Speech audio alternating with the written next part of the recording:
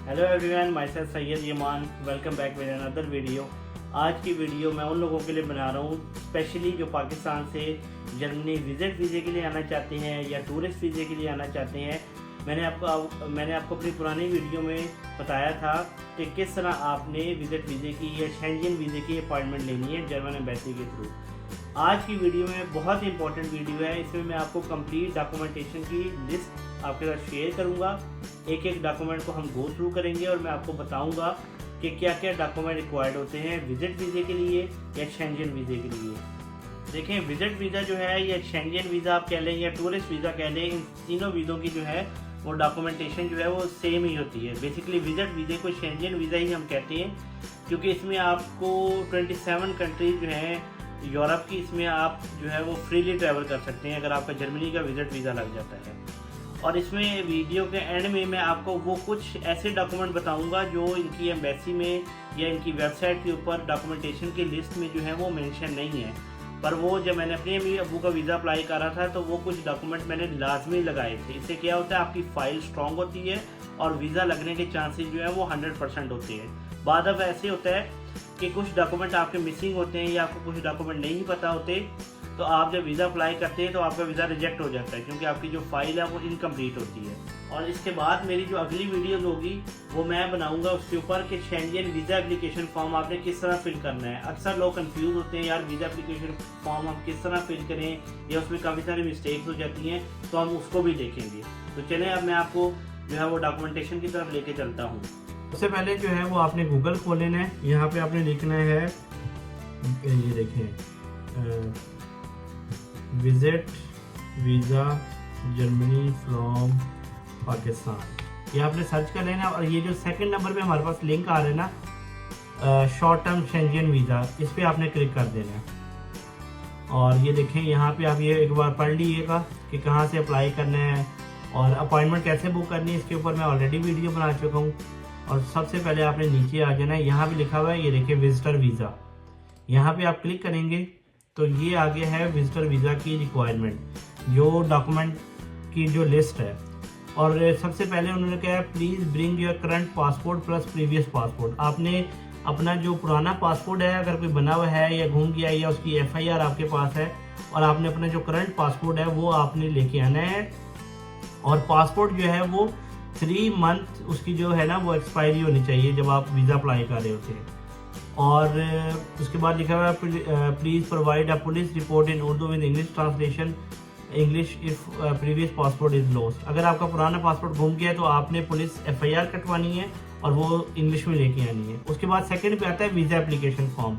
अब पहले पुराना होता था कि हम वीज़ा एप्लीकेशन फॉर्म डिफरेंट है, अब इन्होंने एक लिंक दे दी है, वो आप ऑनलाइन अपना जो है वो विजिट वीज़ा वो जो फॉर्म है इसका ये विजिट वीज़े का वो आप फिल करते हो और वो ऑटोमेटिकली डाउनलोड हो जाता है। ये मैं अपनी नेक्स्ट वीडियो में बताऊंगा आपने किस तरह वो फॉर्म फिल करना है।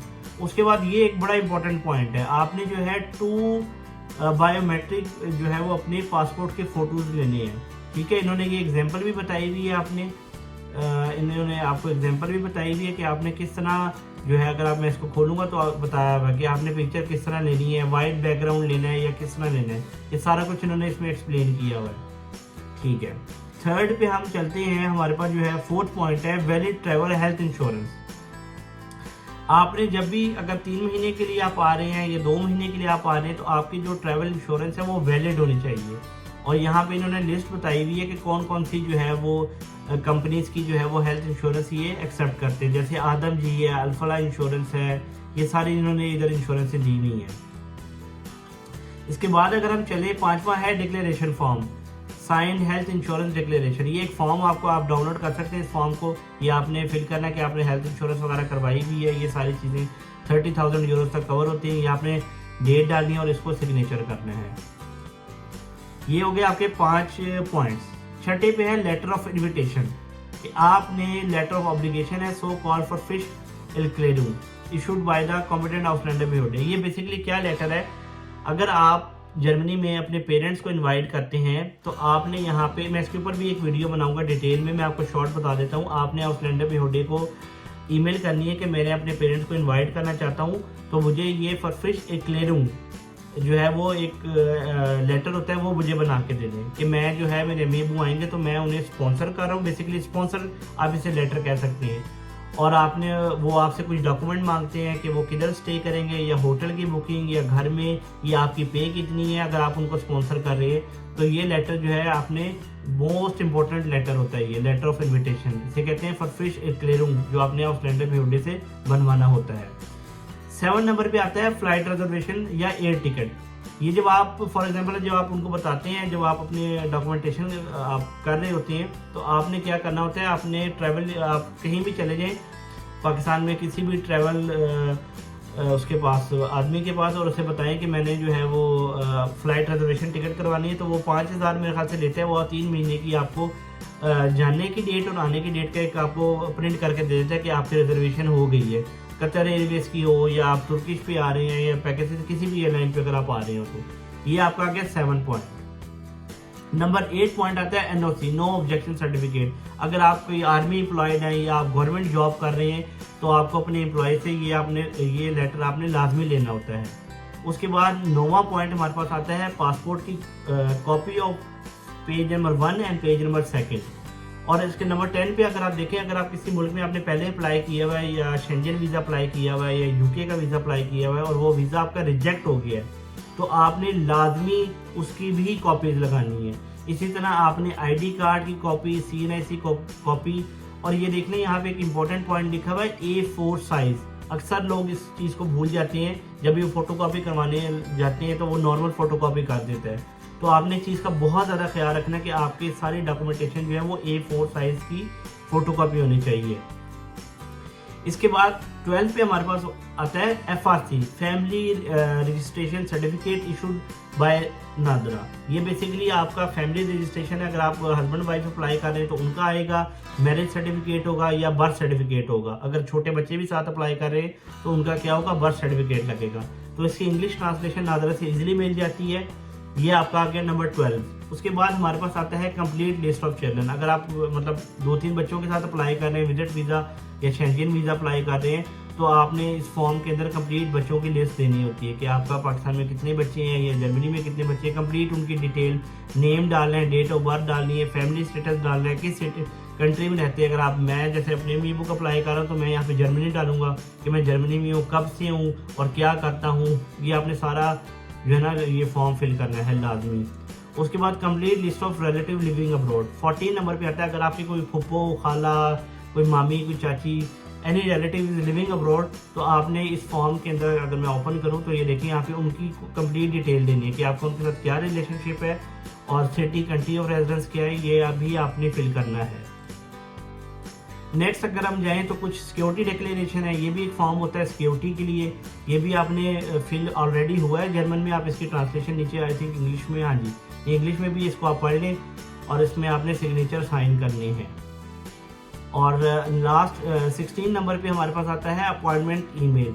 ये भी आप याद रखिएगा, जब आपने अपॉइंटमेंट के लिए जाना है जर्मन एम्बेसी में तो ये अपॉइंटमेंट की ईमेल का आपने प्रिंट करके साथ लेके जाना है। अगर आप ये भूल जाते हैं तो आप भूल जाएं कि आपको वो जर्मन एम्बेसी के अंदर एंटर होने देंगे, तो ये आपने प्रूफ साथ लाजमी रखना है। 17 नंबर पे आता है copy of all previous visa. अगर आपका पहले भी UK का या अमेरिका का या शेंजन वीज़ा आपका लगा हुआ है तो आपने उसकी भी कॉपी साथ जो है वो अपने अटैच करनी है। नेक्स्ट पे अगर हम देखें 18 पे, तो personal bank statement of the past 6 month. आपने क्या करना है कि अपनी बैंक स्टेटमेंट जो है वो पास्ट 6 मंथ की बनवानी है। अब इसमें भी अक्सर जो है वो वीज़ा रिजेक्ट हो जाता है क्योंकि लोग क्या करते हैं, 2 महीने बाद वीज़ा अप्लाई करना है, किसी दोस्त को कहा या फैमिली को कहा यार मेरे अकाउंट में 30 लाख रुपए रख दो या 20 लाख रुपए रख दो, तो वो अक्सर जो है वो बैंक स्टेटमेंट देखते हैं कि एकदम ट्रांजैक्शन हुई है, तो वो आपसे ये क्वेश्चन कर सकते हैं कि ये एकदम पैसे किधर से आए हैं। तो अगर आप जर्मनी के लिए आना चाह रहे हैं विजिट वीज़े के लिए, तो कोशिश करें आप कि आप जो है वो बैंक स्टेटमेंट ऐसा ऐसा बनाना शुरू कर दें। मतलब 2-4 लाख निकलवाए, 2-4 लाख उसमें डिपॉजिट करवाए, फिर 1 मिलियन निकलवाया, 1 मिलियन जमा करवाया, तो इससे क्या होगा, आपकी एक अच्छी और स्ट्रॉन्ग बैंक स्टेटमेंट बनेगी। और ये बहुत इंपॉर्टेंट पॉइंट है बैंक स्टेटमेंट के हवाले से। अक्सर ये भी होता है कुछ लोग पैसे लेके भी बैंक स्टेटमेंट बनवा देते हैं, तो पर्सनली मैं तो रिकमेंड नहीं करूँगा कि आप कोई ऐसा काम करें। टोटली जेन्युइन रहें और 100% आपको जो है वो जर्मनी विजिट वीज़ा देता है। 17 नंबर पे आता है, 19 नंबर पे बल्कि आता है, अगर आप सैलरीड पर्सन हैं या आपकी पेंशन आती है या आपका एम्प्लॉय जो है वो आपको मनी क्लॉक कर देना। अच्छा, 19 नंबर पे आता है आपकी सैलरी स्लिप लास्ट 3 मंथ्स की, पिछले 3 महीनों की। अगर आप जॉब करते हैं तो सैलरी स्लिप लगाएंगे, अगर आप जॉब नहीं करते या आप पेंशन लेते हैं तो आपने अपनी पेंशन बुक, लाजमी इंपॉर्टेंट पॉइंट है, आपने पूरी पेंशन बुक की कॉपी जो है वो अपने साथ अटैच करनी है। 20 नंबर पे आता है property document with English translation if applicable. अगर आपकी कोई पाकिस्तान में प्रॉपर्टी है तो आपने इसके भी डॉक्यूमेंट लगाने हैं साथ। एंड पे अगर आप देखें तो इसमें लिखा हुआ है 90 यूरोज आपकी वीज़ा एप्लीकेशन फीस होगी, और इसमें सारी ये आपने लाजमी पढ़ लेना है। मिनिमम 2 वीक्स इनका प्रोसेसिंग टाइम होता है, ठीक है। और पासपोर्ट कैसे आएगा, आप खुद जाके पिक करेंगे या आप अव्वल तो घर डिलीवर हो जाता है, और अगर आप जो है वो आपके बिहाफ पे कोई वीज़ा अप्लाई कर रहा है तो उसके फॉर्म वगैरह, ट्रैवल वगैरह सारी चीज़ें, 59 मंथ्स पुराने फिंगरप्रिंट ना हुए हो, ये सारी चीज़ें आप लाजमी इसको पढ़ लें। लेकिन जो मेन डॉक्यूमेंट है वो यही 20 डॉक्यूमेंट है।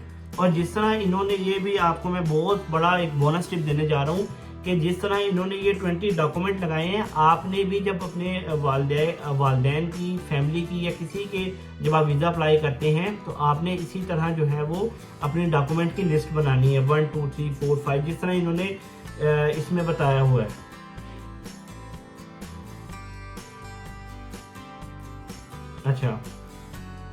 अच्छा, अब मैं आपको देता चला हूँ बोनस टिप। बोनस टिप ये है कि आपने नंबर 1 जो है वो अपनी फाइल कंप्लीट, जिस तरह इन्होंने बताई हुई, कोई भी डॉक्यूमेंट मिसिंग नहीं होना चाहिए, ठीक है।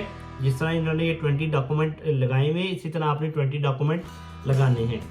सेकंड बोनस टिप देता जाऊँ, आपने जर्मनी से अगर आप इनवाइट कर रहे हैं अपने पेरेंट्स को या किसी को भी, तो आपने एक लेटर लिखना है। उस लेटर में आपने अपना बताना है कि मैं XYZ हूँ और मैं जर्मनी में इतने साल से रह रहा हूँ, मैं ये करता हूँ, मैं ये करता हूँ, और मेरा जो है ये रिलेटिव है, ये मेरे अम्मी वो आ रहे हैं जर्मनी और इनका स्टे यहाँ पे होगा। अगर आपने किसी और भी मुल्क जाना है तो उसमें आपने पूरा बताना है कि आप 2 महीने के लिए या 1 महीने के आपके पेरेंट्स कहाँ किधर किधर आएंगे। जैसे मैंने जब अपने अम्मी को बुलाया था तो मैंने बताया था कि हम 15 दिन जर्मनी जाएंगे, उसके बाद 10 दिन हम फ्रांस जाएंगे, 15 दिन हम स्वीडन जाएंगे। तो उसमें पूरा प्लान आपने ये बताना है, ये बहुत इंपॉर्टेंट है। तीसरा इसके बाद क्या है कि आपके जो है वो पेरेंट्स भी एक लेटर लिखेंगे। ये ऑप्शनल चीज़ें हैं, लेकिन ये आपकी जो है वो फाइल को क्या करते हैं, आपकी फाइल को वो स्ट्रॉन्ग करते हैं। थर्ड पे आपने ये लिखना है, आपके पेरेंट्स लिखेंगे एक लेटर जिसमें वो बताएंगे कि मैं पाकिस्तान में ये करता हूँ और हम अपने बेटे के पास विजिट वीज़े के लिए जा रहे हैं, और उनको भी आपने ये बताना है कि आप क्या क्या चीज़ें कर सकते हैं, वो यहाँ मतलब क्या क्या घूमेंगे, क्या क्या करेंगे, क्या क्या एक्टिविटीज़ करेंगे, वो सारा आपने इसके अंदर जो है वो एक्सप्लेन करना है। नेक्स्ट मैं आपको एक और इम्पोर्टेंट पॉइंट बताता चलूँ। कुछ लोगों के पास जो है वो प्रॉपर्टी नहीं होती, वो रेंट पे रह रहे होते हैं। तो आप अगर रेंट पे रह रहे हैं तो आप रेंटल एग्रीमेंट भी साथ लगा सकते हैं कि मैं इस जगह पे इतने ईयर से रेंट पे रह रहा हूँ और ये मैं रेंट पे कर रहा हूँ। तो ये भी आपकी फाइल को क्या करते हैं, स्ट्रॉन्ग बना देते हैं। अच्छा, एक और मैं आपको बात बता दूँ कि अगर जो आप अपने अम्मी को बुला रहे हैं या आप किसी भी अपने रिश्तेदार को बुला रहे हैं, अगर तो वो आपके पास स्टे नहीं कर रहा, फॉर एग्जांपल आपका स्टूडेंट अपार्टमेंट है या आपका घर छोटा है, वो 2 बंदे हों 3 हो, वो नहीं आ सकते, तो आपने क्या करना है, होटल की बुकिंग करवा लेना है। अब यहाँ पे होटल की जो है वो बुकिंग रिजर्वेशन हो जाती है, मतलब पेमेंट आप नहीं पे करते, ऑनलाइन ही रिजर्वेशन हो जाती है। जब आपके अम्मी अबू यहाँ पे आते हैं तो आप होटल में, अगर उन्होंने स्टे करना है तो होटल में रुक सकते हैं, नहीं तो आप फ्री ऑफ कॉस्ट जो है वो रिजर्वेशन कैंसिल भी कर सकते हैं। अच्छा, जब आप इसके बाद एक इम्पॉर्टेंट पॉइंट ये है, जब आप इनफॉर्मल लेटर लिखते हैं ना, उसमें आपने पूरा प्लान देना होता है कि आपके जो आपको विजिट करने आ रहा है वो किधर किधर घूमेगा। जैसे कि मैंने पहले भी बताया, इसमें आपने अपना पासपोर्ट भी लगाना है, अपना रेजिडेंस परमिट कार्ड भी लगाना है। तो ये बहुत ज़्यादा इंपॉर्टेंट पॉइंट है। आई होप कि ये अगर आप इसी तरीके से ये डॉक्यूमेंटेशन फॉलो करेंगे तो इंशाल्लाह विजिट वीज़े की 100% गारंटी होगी। और नेक्स्ट वीडियो में मैं इंशाल्लाह बताऊंगा कि आपने किस तरीके से जो है वो वीज़ा एप्लीकेशन फॉर्म फिल करना है। Thank you very much. Euro wife को सब्सक्राइब करें, लाइक करें, शेयर करें।